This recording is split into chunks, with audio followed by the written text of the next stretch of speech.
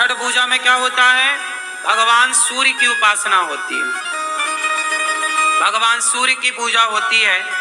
बिहार में और यूपी में ये पर्व बहुत धूमधाम से मनाया जाता है। भारत के कुछ हिस्सों में बहुत अच्छे से ये मनाया जाता है। ये पूजा है भगवान सूर्य की। संतान सुखी रहे, संतान हो, इसके लिए छठ पर्व मनाया जाता है। परिवार बढ़े, संतान सुखी रहे, बच्चों पर कभी कोई संकट ना आए, बच्चों की दीर्घ आयु के लिए, बच्चों की सब प्रकार से सुरक्षा के लिए छठी मैया का उपवास और पूजा होती है। भगवान सूर्य की आराधना होती है कि बच्चे बुद्धिमान हो। इसके बाद आएगा अष्टमी। तो अष्टमी क्या होगी? ये इसी को कहते हैं गोपाष्टमी। कौन सी अष्टमी है ये? छठी के बाद क्या आएगी? गोपाष्टमी।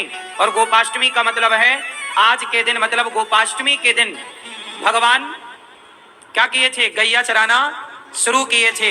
इसलिए गोपाष्टमी में, इस कार्तिक में भगवान ने गाय चराना स्टार्ट किया। इसलिए गोपाष्टमी और इस कार्तिक के माह में गौदान की भी बड़ी महिमा है। गोपाष्टमी में गाय को चारा, गाय की सेवा, गाय को पूजा, भगवान सब प्रकार से गाय की सेवा करते हैं, आप भी करिए। और गोपाष्टमी के बाद क्या आएगा? नवमी। कौन सी नवमी? बोलो। हाँ हाँ हाँ हाँ, अक्षय नवमी बोलते हैं, आंवला नवमी भी कहते हैं। कौन सी नवमी? इस आंवला नवमी के दिन कहते हैं कि आंवले के पेड़ पर ही भगवान श्रीमन नारायण का वास होता है। आंवला नवमी के दिन, जैसे रविवार को, एकादशी को तुलसी पे भगवान नारायण का वास होता है, उसी दिन, उसी प्रकार आंवला नवमी को अक्षय नवमी भी कहते हैं। इस दिन आंवला दान करने की महिमा है।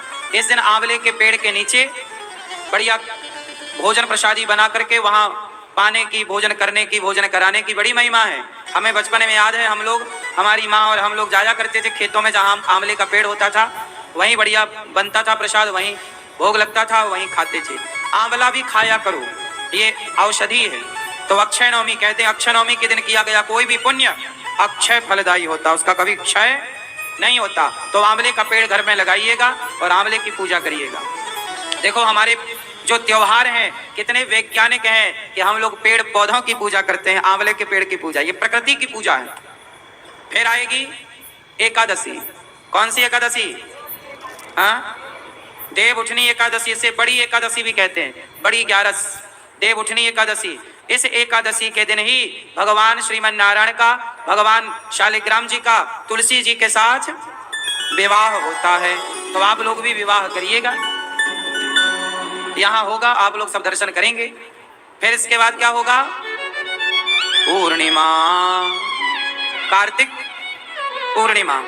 मतलब ये जो कार्तिक का महीना है, सारे इस महीने में सबसे ज्यादा त्योहार होते हैं। हमारे सनातन धर्म में जितने भी महीने हैं, सब महीने एक से बढ़कर एक हैं, पर कार्तिक माह में सबसे ज्यादा त्योहार होते हैं। इसी माह पर दीपावली होती है, इसी माह पर देव उठनी एकादशी होती है, इसी माह में धनतेरस होती है, इसी माह में गोपाष्टमी होती है, इसी माह में अन्नकूट होता है, इसी माह में भाई दूज होती है। तो एक माह में इतने सारे पर्व, इतने सारे त्योहार। यदि ये सवाल कोई आपसे पूछे कि हिंदू धर्म में, सनातन संस्कृति में वो कौन सा महीना है जिस महीने में सबसे ज्यादा त्योहार होते हैं, तो आप कह सकते हैं कि कार्तिक का माह है वो, जिसमें सबसे ज्यादा त्योहार होते हैं। और सभी त्योहारों की अपनी अपनी विशेषता है, सबकी पुरानी पौराणिक मान्यता है। तो कार्तिक का माह वैसे ही पवित्र है। ये व्रत का, इस माह में कहते हैं तीर्थों में स्नान करने का बड़ा महत्व है। आप लोग वृंदावन में हो तो यमुना जी ही स्नान करने जाया करो। क्यों? कहते हैं कि इस माह में ही एक राक्षस ने वेदों को जल में छिपाया था। कहते हैं कि कार्तिक माह में वेदों का वास जल में होता है। कहाँ होता है? वेदों का वास कहाँ होता है? तीर्थों में, नदियों में। जितने हमारे तीर्थ नदियां हैं, जलाशय हैं, उनमें वेदों का वास होता है। इस महीने में वेद जल में शयन करते हैं, जल में वास करते हैं। तो वेद जब वास करते हैं तो कहते हैं कि जब आप जल में तीर्थों में स्नान करते हैं तो आपको वेद माता की कृपा प्राप्त होती है और वेद कृपा करते हैं तो आपका ज्ञान बढ़ता है, आपका यश बढ़ता है, आपकी कीर्ति बढ़ती है, आपकी बुद्धि कारगर होती है, मीन्स अच्छी होती है, पवित्र होती है। इस माह में दीप दान करने की भी महिमा है।